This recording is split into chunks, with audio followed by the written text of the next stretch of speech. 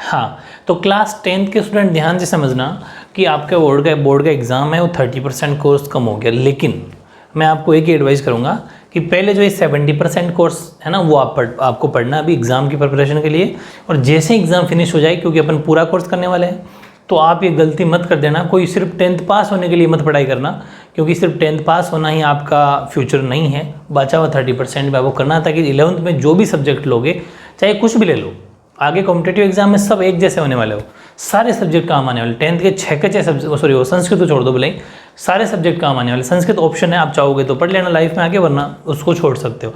बाकी सारे सब्जेक्ट एक से बढ़ एक है, सारी की सारी चीज़ें काम आएगी, ठीक है। अब मैं एक बात बता दूं कि मैंने इस टेबल बनाने में, क्योंकि कम से कम 26 पेज की आपकी प्लेलिस्ट वो PDF है जो आपके सिलेबस की है, उसको सिर्फ एक पेज में मैंने कन्वर्ट कर दिया है। ये ज़रूरी है आप जहाँ पे स्टडी करते हो उस टेबल पे अपना इसको चार्ट को लिख के सामने रखो, और जो जो चैप्टर हो जाता है कि ये मैंने कर लिया उसको कलर कर दो, या फिर हाईलाइटर से हाईलाइट कर दो, या फिर टिक कर दो कि मेरा हो गया। ये आपकी स्टडी टेबल के सामने होना चाहिए, इसलिए मैंने इसमें मेहनत करी। आपके सामने देख लो कितनी मेहनत इसमें लगी है। हर चीज़ को समझना है, कौन कौन कहाँ से कितने कितने मार्क्स का मामला है, ठीक है, बहुत अच्छे से समझना है आपको। मैं बात करता हूँ मैथ्स की, ये रही मैथ्स अपने। तो मैथ्स का ऑलमोस्ट अपना कोर्स कंप्लीट है। मैथ्स के अंदर चैप्टर 1, 2, 3, 4, 5 5 चैप्टर लगातार आ रहे हैं। अब इसके अंदर मैं आपको फिर एक बात बता दूँ, 100 में से 100 नंबर आने के चांस है। 80 का पेपर होगा, 20 स्कूल चले जाते हैं। 100 इतना ईजी सिलेबस कर दिया मैथ्स का और साइंस का और SST का, बिल्कुल ईजी। जो मुश्किल चीज़ें थी हटा दी है, सच बात है। बहुत देखो इसमें आओ, मैं आपको मैथ्स में बताता हूँ। AP चैप्टर जो पिछले साल के जो 3 मार्क्स का हुआ करता था, 5 चैप्टर AP है, वो आपके 9 मार्क्स का है। कितना इजी है, 9 नंबर। पहला चैप्टर 4 का, दूसरा 5 का, तीसरा चैप्टर 9 मार्क्स का, बताओ, तीसरा 9 नंबर का, चौथा 5 का, पाँचवा 9 का हो गया, छठा नहीं आ रहा जो मुश्किल था, ज्योमेट्री का पार्ट नहीं आ रहा, सातवां 6 मार्क्स का है, आठवां 12 मार्क्स का है। बताओ, ये ट्रिग्नोमेट्री अपन ने कर ली, बिल्कुल ईजी, 12 मार्क्स का। सातवां हाइट एंड डिस्टेंस है ही, बताइए। 11वां 11 नंबर का है, और 14वां 15 नंबर का, जो अपन ने अभी कंप्लीट कर लेंगे, बहुत इजी है, वो 15 मार्क्स का है ग्राफ वाला। और 15वां प्रोबेबिलिटी, वो 4 मार्क्स का। इस तरीके से टोटल 80 नंबर का आपके बोर्ड में पेपर होगा, वो मैंने लिख दिया है। चार्ट आपको ऐसे कैसा बनाना है, ठीक है। ऐसे ही साइंस देख लो। साइंस, अच्छा वो नहीं लिखना, जो मैंने लिखे हैं वो आ रहे हैं, जो नहीं लिखे वो नहीं आ रहे, उसको क्या लिखना है, ठीक है। साइंस के अंदर फर्स्ट, सेकंड, थर्ड, चौथा 5वां नहीं आ रहा, छठा 7वां 8वां नहीं आ रहा, 9वां है, 10 11वां नहीं आ रहा, 12 13 और 14 नहीं आ रहा, 15 16। और हर चैप्टर के मार्क्स में लिख दिए। पहला 8 का है, दूसरा 9 का है, तीसरा 7 का है, छठा 9 का है, 7वां 8 का है, 9वां 7 का है, 10वां 9 नंबर का है, 12वां 8 का है, 13वां 8 का है, 15 4 मार्क्स का है, 16 3, और टोटल मिला के 80 नंबर का पेपर ये है। बहुत ईजी है इन चीज़ों को समझना, आउट ऑफ 80 ईजिली ला सकते हो आप। अब बात आती है SST की, सोशल स्टडी की, सामाजिक विज्ञान की। और सामाजिक विज्ञान के अंदर आपके 1 2 3 4 किताबें हैं, ठीक है, 4 बुक्स है। इसको अच्छे से समझना है आपको। पहला है भारत और समकालीन विश्व, समकालीन भारत, लोकतांत्रिक, ये अपनी लोकतांत्रिक मतलब ये तो होगी पॉलिटी, आप देखना चाहो तो ये पॉलिटी हो गई, ये अपनी आर्थिक इकोनॉमी हो गई, ये अपनी समकालीन भारतीय ज्योग्राफी हो गई, और ये आपकी विश्व वाली हिस्ट्री हो गई। अगर वैसे आप नाम से समझते हो तो हिस्ट्री, ज्योग्राफी, पॉलिटी और इकोनॉमी, ठीक है। अर्थशास्त्र, राजनीति विज्ञान और भूगोल और इतिहास, बस चारों की चारों 20 मार्क्स की हैं, 20 नंबर के दे रखे हैं।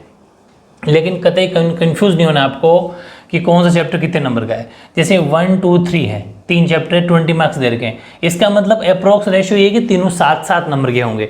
2 7 के हो जाएंगे तो 1 6 का हो जाएगा, उसमें कोई फर्क नहीं पड़ता, ठीक है। कुल मिला के ये है। यहाँ 20 मार्क्स है तो ये पाँचों चैप्टर 4 नंबर के होंगे। कितने नंबर के होंगे? 4 मार्क्स के चैप्टर होगा, ये ध्यान रखना, फिक्स है ये, कोई ऊपर नीचे एक होगा उससे कोई फर्क नहीं पड़ता। ये 7 मार्क्स के होंगे, तो बराबर वेटेज है। किसी भी चैप्टर को हल्का नहीं समझना है कि ये हल्का हो गया, वैसे भी डिलीट हो गया चैप्टर, तो ये अभी तो पहले ये करो, फिर उसके बाद सारा करना है। ये भी 20 मार्क्स है तो ये भी हर चैप्टर 4 नंबर का हो जाएगा आपके, ठीक है। इसके अंदर डिलीट 1 2 3 कंटिन्यू, 1 2 3 4 5, 1 2 3 4 5, बस। इसमें 5 तक, इसमें 5 तक, इसमें 3 तक, तो इसमें बीच में कोई झंझट नहीं है, कौन सा छूटा है, कंटिन्यू पढ़ना है, बस बात खत्म।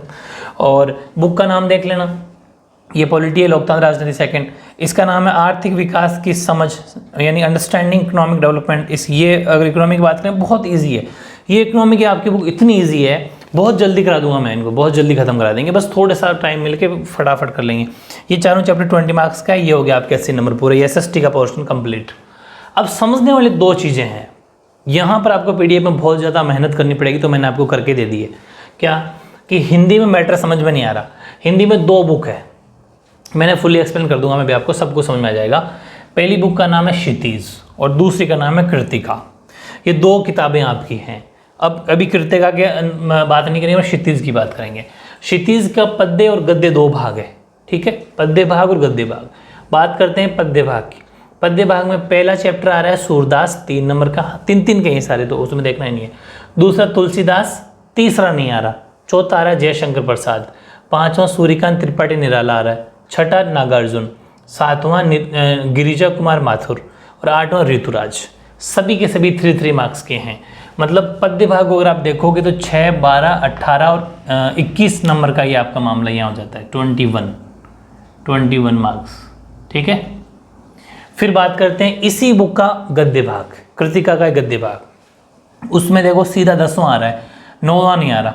10वां स्वयं प्रकाश, 11वां राम वृक्ष बेनीपुरी और ये हैं यशपाल 3 मार्क्स। मन्नू भंडारी, ठीक है, मन्नू भंडारी, यतेंद्र मिश्र, ये भी 3 मार्क्स के हैं। तो 5 चैप्टर होते हैं, तो 15 मार्क्स का मामला ये हो जाता है, ठीक है। 15 नंबर का आपका कृतिका, सॉरी क्षितिज में जो पद्य भाग है वो 21 की, गद्य 15 की, दोनों अगर आप जोड़ोगे तो 6 और 36 मार्क्स की एक बुक है, 36 नंबर की बुक हो गई है टोटल, ठीक है। अब बात करते हैं कृतिका की। इसमें आपका पहला आ रहा है माता का आंचल, 3 मार्क्स, और जॉर्ज, ध्यान रखना ये जॉर्ज पंचम की नाक, 3 मार्क्स, और साना साना हाथ जोड़ी, ये 4 मार्क्स का है। 2 तो 3 के, लेकिन ये चौथा साना वाला 4 नंबर का, ध्यान रखना। तो कृतिका 10 मार्क्स की हो गई, 4, 3, 7 और 3, 10 नंबर की ये बुक हो गई आपके, ठीक है, ओके। वो हो गई 36 की। अगर आप मार्क्स भी लिखना चाहो साइड में टोटल, तो 36 नंबर की ये अकेली बुक है। 10 नंबर की ये बुक है, 3 चैप्टर इजीली एक दिन में पढ़ सकते हो। हिंदी में कुछ भी नहीं है, एक ही दिन में तैयार कर सकते हो इतने सारी। इसको 2 दिन मान लो, एक दिन इसका, एक दिन इसका, एक दिन, बस कुछ नहीं, बहुत ईजी होती है हिंदी। व्याकरण की बात करें तो व्याकरण में पद भेद तो हेडिंग है। अब समझने वाली चीज़ यहाँ से स्टार्ट होती है, कन्फ्यूज मत हो जाना, ऐसा कैसा लिखना। पद भेद तो हेडिंग है, पद भेद कोई अलग से टॉपिक नहीं है, पद भेद के पार्ट होते हैं। जैसे पद भेद में क्या क्या आते हैं, मतलब आपको क्या पढ़ना है वो सुनो। आपको पढ़ना है संज्ञा, सर्वनाम, विशेषण, क्रिया और अव्यय, 5 टॉपिक पढ़ने हैं। 4 मार्क्स का हो सकता है एग्जाम के अंदर कोई 4 के बारे में पूछा जाए, समझ गए, कोई 4 के बारे में पूछेगा। संज्ञा, सर्वनाम, विशेषण, क्रिया और अव्यय, कोई 5 टॉपिक है, 4 नंबर का, इसका मतलब 1 मार्क्स में वगैरह आता है हर टॉपिक में से, तो 4 आएंगे, लेकिन अपन को करना तो 5 ही पड़ेगा। फिर है उपसर्ग और प्रत्यय, ये 2 नंबर का टॉपिक ये है। संधि और समास 2 नंबर का टॉपिक ये है। मुहावरे और लोकोक्तियाँ, लेकिन सिर्फ बुक में से, ऐसा नहीं कि आप कहीं अदर कोई कॉम्पिटेटिव एग्जाम भी उठा लो, वहाँ पर मुहावरे लोकोक्तियाँ हज़ारों में होते हैं। जैसे हम लोग अगर मुहावरे लोकोक्तियाँ पढ़ते हैं हिंदी 4th पेपर में, तो वहाँ पर बहुत ज़्यादा हज़ारों में संख्या में होती है, तो वो नहीं पढ़ना आपको। सिर्फ जो आपकी बुक में है वो मैं कभी लिखवा दूंगा आपको। ये सारे व्याकरण का पूरा पोर्शन कराऊंगा मैं, एकदम शानदार। समझ में आ गया ये वाला पोर्शन। तो ये जो व्याकरण का पोर्शन है वो बन गया अपने 2, 4 और 6 और 4 10 ही नंबर की अपने व्याकरण होगी, 10 मार्क्स, ठीक है। कृतिका 10 की, ये 10 की, और ये बुक 36 की। अब बात करते हैं रचना। रचना के अंदर क्या था, निबंध है, पत्र हैं, इसमें एक विज्ञापन लेखन भी जोड़ा आपके इस बार, पढ़ा दूंगा मैं, करा दूंगा, कोई टेंशन वाली बात नहीं है। निबंध 300 शब्दों में होना चाहिए, शानदार। मैं निबंध को सिलेक्ट करके आपको लिखा दूंगा, तो ये भी टेंशन लेने की जरूरत नहीं है। 6 नंबर का निबंध आएगा। पत्र जो औपचारिक और अनौपचारिक दोनों है, ठीक है, औपचारिक और अनौपचारिक दोनों तरह के पत्र होते हैं, पत्र के 2 टाइप है, दोनों आपके आएंगे। 4 नंबर का पत्र आएगा। विज्ञापन लेखन 25 से 50 शब्दों तक, मतलब ऐसा मान लो कि 7-8 लाइन 10 लाइन तक, 4 मार्क्स का ये। कुल मिला के ये बुक होगी आपके 14 मार्क्स की। रचना बुक नहीं, मतलब रचना वाला पोर्शन हो गया 14 मार्क्स का, 14 नंबर की ये होगी। अब है एपठित बोध, इसमें गद्यांश और काव्यांश आएगा, जिसमें से आपको करना होगा। तो साहित्य गद्यांश आएगा, उसमें से क्वेश्चन आंसर होते हैं नीचे वाले पैसेज, मतलब ये हो जाएंगे। तो वो 5 मार्क्स का, एक काव्यांश में 5 मार्क्स का। 10 मार्क्स की ये हो गई, कुल मिला के 100 नंबर हो गए पूरे। कैसे कि यहाँ अगर मैं यही लिख देता हूँ ये 10 मार्क्स, पूरी बात को समझना, 10 और ये हो गई 24 और 36, इन दोनों को एक साथ जोड़ लो ताकि इजी पड़े जोड़ने में। 36, ये 40, 50 और 60, 60 मार्क्स का ये पोर्शन हो गया। 60 के बाद में ये 70 और ये 80, ठीक है। ये मैंने 100 गलत लिख दिए, 80 मार्क्स, 80 मार्क्स का ये आपकी हिंदी कंप्लीट। समझ में आ गई सब कुछ। ऐसा कैसा लिखना, एक्सप्लेन करना बहुत जरूरी, वरना कंफ्यूज हो जाओगे। ऐसे ही मैंने हिंदी को पूरा खोल दिया है। कैसे, सॉरी इंग्लिश को। इंग्लिश के अंदर आपके पास 2 बुक है, फर्स्ट फ्लाइट और footprint without feets. First flight के अंदर 2 सेक्शन बने हुए हैं, सेक्शन ए तो प्रोज और सेक्शन बी है पोइट्री सेक्शन, ठीक है। 2 सेक्शन है। प्रोज के अंदर आपके पास में 1 से लेके 8 चैप्टर कंटिन्यू आ रहे हैं, 1 2 3 4 5 6 7 8, 8 के 8 आ रहे हैं, 19 मार्क्स के आएंगे। ऐसा मान लो कि लगभग चैप्टर का रेशियो देखें तो 2-2 नंबर का, कोई एक आध चैप्टर 3 का हो सकता है। तो वो टेंशन नहीं लेना, आपको ये मानना है हर चैप्टर 2 से 2.5 से 3 के बीच में, आपको ये मान के चलना हर चैप्टर बराबर है, आपको ये सोचना है। 19 मार्क्स की आपके ये प्रोज वाले 8 चैप्टर आ रहे हैं, ठीक है। फिर सेक्शन बी है पोइट्री। पोइट्री में 1 2 3 4 5 6 चैप्टर आ रहे हैं 8 नंबर के। इसका मतलब 1.5 का रेशियो यहाँ बैठ रहा है पर चैप्टर, यहाँ 2.5 का रेशियो बैठ रहा है, 2.5 नंबर का चैप्टर बैठ रहा है, या फिर यहाँ पर 1.5 नंबर का चैप्टर बैठ रहा है। ये 19 की हो गई और ये 8 की हो गई। तो मतलब ये पूरी बुक कितने की होगी, 8 8 16 1 17, इन 27 की ये बुक हो गई। फर्स्ट फ्लाइट 27 की, जैसे हिंदी की 36 की हुई थी ना, तो इन दोनों को मिला के अपन 27 नंबर की बुक हो गई, ठीक है। आगे अपन बात करते हैं फुटप्रिंट विदाउट फीट्स। इसमें 1 से लेके 7 चैप्टर कंटिन्यू आ रहे हैं, 10 नंबर की है, ठीक है। फुटप्रिंट्स 10 नंबर की है सिर्फ, तो ये हो गई 37 दोनों को मिला के। अब वेरी इंपॉर्टेंट है पोर्शन है ग्रामर का। ग्रामर 15 नंबर की आ रही है, और एक बार फिर बता दूं क्वेश्चन आंसर में गलतियां होने के चांस रहते हैं, क्योंकि कितने सारे क्वेश्चन आंसर होते हैं, लेकिन इजी बहुत है। एक बार चैप्टर को पढ़ लो और क्वेश्चन आंसर ऑटोमेटिक गाइड की हेल्प से कहीं से भी, वो उसमें कोई फर्क नहीं पड़ता। एक चैप्टर पढ़ लिया और गाइड से आंसर लर्न कर लिए, या फिर खूब सारे क्वेश्चन तो आप खुद ही कर लोगे, तो बुक की कोई टेंशन नहीं है। ग्रामर पोर्शन आपका मजबूत होना जरूरी है, क्योंकि यहाँ रूल रेगुलेशन काम करते हैं। अगर आपको रूल्स याद हैं, तरीके याद, तो ही तो कर पाओगे, वरना tense, active, passive, direct indirect कैसे करोगे आप, क्योंकि यहाँ पर तो याद नहीं कर सकते ना। तो इस पोर्शन को मजबूत करना है। और लाइफ में तो ग्रामर यानी है कोई चैप्टर थोड़ी ना आएंगे, इंग्लिश में ग्रामर काम आएगी, हिंदी में व्याकरण काम आएगी, बाकी तो कोई मतलब नहीं है, बाकी नॉलेज के लिए। तो ध्यान रखना, ग्रामर मजबूत करनी है, और आंसर लिखने से ज़्यादा इंपॉर्टेंट है ग्रामर। टीचर को कॉपी चेक करने में सबसे ज़्यादा इफेक्ट जो पड़ेगा वो ग्रामर का पड़ेगा, कि बच्चे की ग्रामर सही है, इट मीन्स बच्चा इंटेलिजेंट है। ये पक्की बात है, ये रूल फिक्स है, ठीक है। तो ध्यान रखना, टेंस में आपको प्रेजेंट और पास्ट 2 ही पढ़ना है, फ्यूचर को अलग से पढ़ने की जरूरत नहीं है, क्योंकि वो इसी में कोई एक्टिविटी आ जाएगी, बात खत्म। बस प्रेजेंट और पास्ट को पढ़ना है, और उसमें भी प्रेजेंट परफेक्ट कंटिन्यूस या फिर पास्ट परफेक्ट कंटिन्यूस की जरूरत नहीं है। 3-3 पढ़ लो भाई, एक टेंस के मैंने 4 पोर्शन बताए थे ना, तो 3-3 में पढ़ लोगे तो ही ठीक है, या फिर इन दोनों को तो पूरा ही पढ़ लेना, क्या फर्क पड़ता है। तो ये 4 मार्क्स के टेंस हो गए। रिपोर्टेड स्पीच का मतलब है डायरेक्ट इनडायरेक्ट, या फिर नरेशंस भी बोल सकते हो आप। तो नरेशंस आपके 2 मार्क्स के ही हैं सिर्फ। कंजक्शन 3 मार्क्स के। रिलेटिव प्रोनाउंस की बात करें तो 2 मार्क्स का। एक्टिव पैसिव 2 नंबर का। फ्रेमिंग क्वेश्चन जो क्वेश्चन टैग वाले होते हैं वो बता दूंगा, मैं कभी करा दूंगा, 2 मार्क्स का। कुल मिला के इन सबको अगर जोड़ें, ये दोनों 2-2 नंबर के हैं, ये 2 का, 3 का, 2 का, 4 का, कुल मिला के 15 नंबर की ग्रामर है, 15 मार्क्स की ग्रामर है। फिर रीडिंग पोर्शन, जैसे इसमें रचना हुई थी ना, सॉरी अपठित गद्यांश पोध हुआ था, वैसे रीडिंग पोर्शन में इसमें 2 पैसेज आ रहे हैं, दोनों अनसीन है। अनसीन का मतलब जो बुक से नहीं लिए जाते, ऐसे ही आते हैं, जैसे स्वामी विवेकानंद पे आ गया, महात्मा गांधी जी पे आ गया, वो ऐसे ही कोई अच्छे इंसान पे आता है जो बुक से नहीं आता, कहीं से भी कहीं से भी आ सकता है। जैसे एटमॉस्फेयर का पूछ लेगा, ग्लोबल वार्मिंग का पूछ लेगा, कैसे भी आ जाता है, वो बता दूंगा कुछ मोस्ट आपको, हमेशा ही बताता आया हूँ मैं। तो एक अनसीन पैसेज 6 मार्क्स का, दूसरे के अंदर आ जाएगा 9 मार्क्स का, टोटल 15 नंबर का यहाँ पर भी मामला है। तो ध्यान रखना, रीडिंग पोर्शन भी 15 का, ग्रामर भी 15 का, ये 10 की, ये 27 की। अब इधर बात करते हैं, इसी का पोर्शन है इंग्लिश वाली, पूरी इधर इंग्लिश है, ठीक है। राइटिंग, राइटिंग का मतलब जैसे रचना, रचना ही पोर्शन इंग्लिश में बोलते हैं राइटिंग।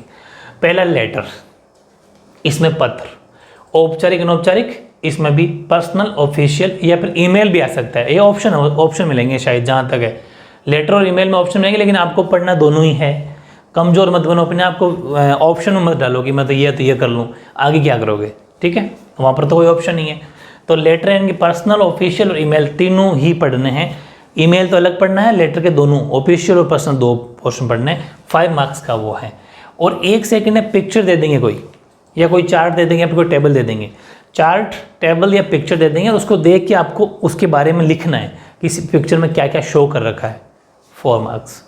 एक है शॉर्ट स्टोरी कोई, जिसमें आउटलाइन दे रखी होगी। आउटलाइन का मतलब जैसे महात्मा गांधी जी स्पेस आगे उनके कौन सी जन्म हो, बीच में तो खाली जगह छोड़ छोड़ के ऐसे आउटलाइन दे रखी होती है, काफ़ी हेल्प हो जाती है। उस फिल इन द ब्लैंक्स को भरना होता है बस। 4 मार्क्स, ठीक है।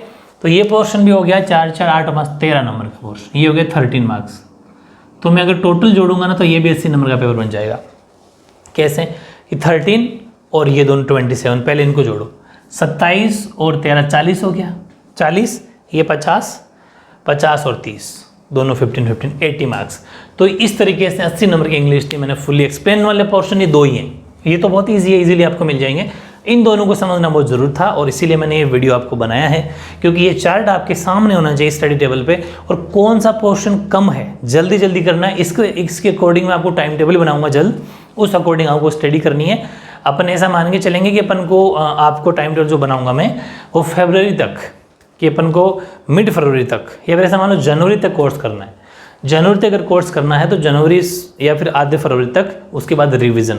तो उससे पहले ये कोर्स कैसे करना है उस पर मैं आपको जल्दी टाइम टेबल दूंगा, उस अकॉर्डिंग आपको पढ़ना और टिक भी करना है कि हाँ ये मेरा हो गया, ये मेरा हो गया, ये मेरा हो गया। वरना अभी तो क्या है, आपको लग रहा है अभी तो एग्जाम बहुत दूर नहीं है, बहुत जल्दी दिन चल रहे हैं, ये 3-4 महीने मुश्किल से बचे हैं, ठीक है।